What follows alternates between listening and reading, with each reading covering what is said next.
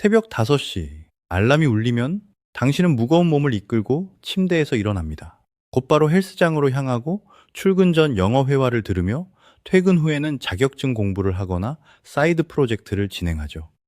주말에도 빈틈없이 일정을 채워 넣어야만 안심이 됩니다.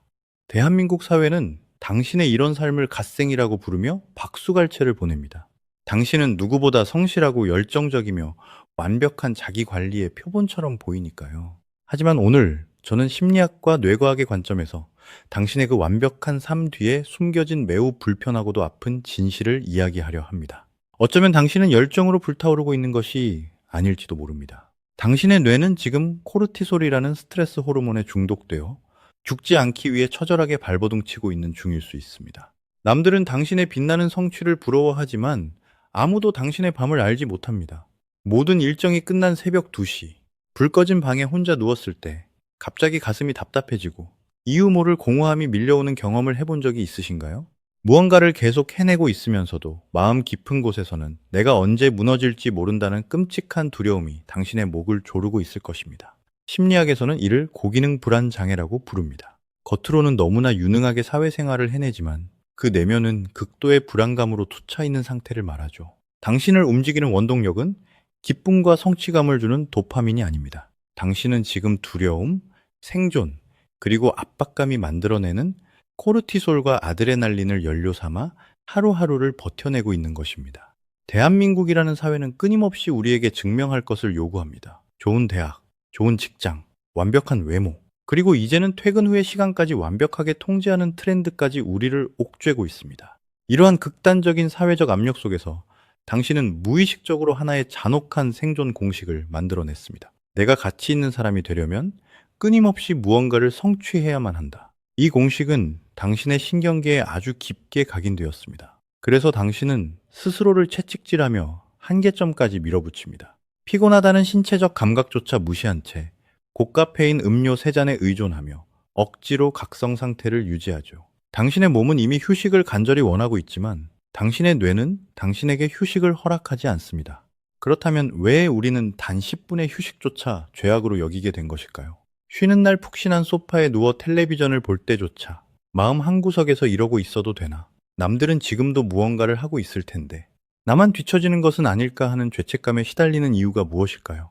그것은 당신의 성격이 유별나거나 당신이 부족해서가 아닙니다. 당신의 뇌 속에 있는 편도체, 즉 위험을 감지하는 경보장치가 완전히 고장나 버렸기 때문입니다. 오랫동안 경쟁과 평가라는 환경에 노출되면서 당신의 신경계는 만성적인 투쟁 및 도피 상태에 빠져버렸습니다. 당신의 뇌는 가만히 쉬고 있는 상태를 안전함이나 평온함으로 인식하지 못합니다. 무언가를 생산해내지 않는 시간은 곧 도태되는 시간, 무가치해지는 시간, 나아가 생존이 위협받는 끔찍한 위기로 뇌가 착각하고 있는 것입니다. 당신은 쉬는 순간 불안이라는 거대한 파도가 덮쳐올 것을 무의식적으로 알고 있습니다. 그래서 그 거대한 불안을 덮어버리기 위해 더 강박적으로 일정을 짜고 몸을 혹사시키는 것입니다. 이것은 일종의 회피 행위이자 방어 기제입니다. 고요해지면 들려오는 내면의 상처받고 웅크린 아이의 목소리를 듣기 두려워 외부의 시끄러운 성취와 바쁨으로 그 소리를 묻어버리려는 슬픈 몸부림인 셈이죠. 당신은 지금 열정적인 삶을 살고 있는 것이 아니라 멈추는 방법을 잊어버린 채 벼랑 끝을 향해 폭주하는 기관차 안에 갇혀 있는 것과 같습니다.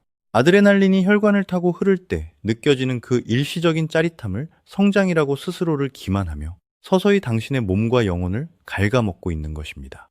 몸이 보내는 작은 경고 신호들을 계속해서 무시한다면 결국 부신피로 증후군이라는 완전한 붕괴가 찾아올 수밖에 없습니다. 당신의 부신은 지금 이 순간에도 마르지 않는 샘물처럼 코르티솔을 짜내고 있지만 그 샘은 언젠가 바닥을 드러내기 마련입니다. 어느 날 아침 침대에서 일어나는 것조차 불가능할 정도로 온몸이 납덩이처럼 무거워지고 예전에는 쉽게 해내던 작은 업무조차 처리할 수 없을 만큼인지 능력이 저하되는 순간이 옵니다. 하지만 가장 비극적인 것은 그렇게 완전히 무너져 내린 순간조차 당신은 자기 자신을 원망한다는 사실입니다.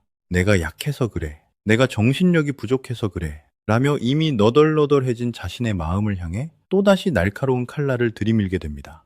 이것이 바로 스트레스 호르몬 중독이 만들어내는 가장 끔찍한 결말입니다. 당신은 완벽해지기 위해 시작한 일들로 인해 결국 자기 자신을 가장 깊은 나락으로 밀어 떨어뜨리고 있는 중입니다. 그러니 이제 그 잔혹한 자기 학대를 멈춰주세요. 오늘 제가 당신에게 가장 해주고 싶은 말은 이것입니다. 당신이 아무것도 하기 싫고 무기력하게 누워만 있고 싶은 것은 결코 당신이 게을러서가 아닙니다. 그것은 치열한 생존 전투에서 만신창이가 되어 피를 흘리고 있는 당신의 신경계가 보내는 가장 절박한 구조 요청일 뿐입니다. 부러진 다리로 마라톤을 뛸 수 없듯이 고갈된 신경계로는 어떤 열정도 만들어낼 수 없습니다. 당신에게 지금 필요한 것은 더 독한 마음가짐이나 새로운 시간 관리 비법이 아닙니다. 당신에게 필요한 것은 불안이라는 가짜 경보를 끄고 뇌에게 이제는 안전하다는 것을 알려주는 절대적인 휴식입니다. 우리는 코르티솔 중독에서 벗어나는 법을 배워야 합니다. 그것은 하루아침에 이루어지지 않습니다. 처음에는 가만히 있는 것 자체가 고통스러울 것입니다. 금단 증상처럼 끊임없이 무엇인가를 해야 한다는 강박이 당신을 괴롭힐 테니까요. 하지만 그 불편함을 견뎌내야 합니다. 하루에 단 10분이라도 아무런 목적 없이 그저 존재하는 시간을 허락해 보세요. 핸드폰을 내려놓고 창밖에 구름이 흘러가는 것을 멍하니 바라보거나 따뜻한 차를 마시며 오직 그 온도와 향기에만 집중해 보는 것입니다. 생산적인 결과물을 내지 않아도 괜찮습니다. 세상은 당신이 하루 정도 아무것도 하지 않는다고 해서 절대 무너지지 않습니다. 무너지는 것은 오직 당신의 머릿속에 존재하는 완벽주의라는 허상일 뿐입니다. 당신은 그 자체로 이미 충분히 소중한 사람입니다. 자격증이 몇 개인지, 연봉이 얼마인지, 아침 몇 시에 일어나는지와 같은 외부의 조건들이 당신의 가치를 증명하는 것이 아닙니다. 갓생이라는 포장지 속에 숨어 덜덜 떨고 있는 내면의 어린아이를 이제는 따뜻하게 안아주세요. 너는 굳이 특별해지지 않아도 괜찮아. 그저 평범하게, 때로는 조금 부족하게 살아도 나는 너를 사랑해 라고 말해주세요. 불안을 연료로 삼아 달리는 인생은 결국 당신을 태워버릴 것입니다. 이제는 평온함과 자기자비라는 새로운 연료로 당신의 삶을 채워나가야 할 때입니다. 가짜 열정의 가면을 벗고 온전한 나 자신과 마주하는 용기를 내시길 바랍니다. 당신의 신경계가 다시 평안한 호흡을 되찾는 그날까지 우리 채널이 항상 당신의 곁에서 그 여정을 함께 걷겠습니다. 오늘 영상이 당신의 지친 마음에 작은 위로가 되었다면, 그리고 당신의 신경계를 다시 안전지대로 데려오는 구체적인 방법이 궁금하시다면 구독과 좋아요를 부탁드립니다. 다음 영상에서는 망가진 뇌의 안전지대를 리셋하는 심리학적 훈련법에 대해 아주 깊이 있게 다루어 보겠습니다. 오늘도 당신의 고요하고 평안한 밤을 진심으로 응원합니다.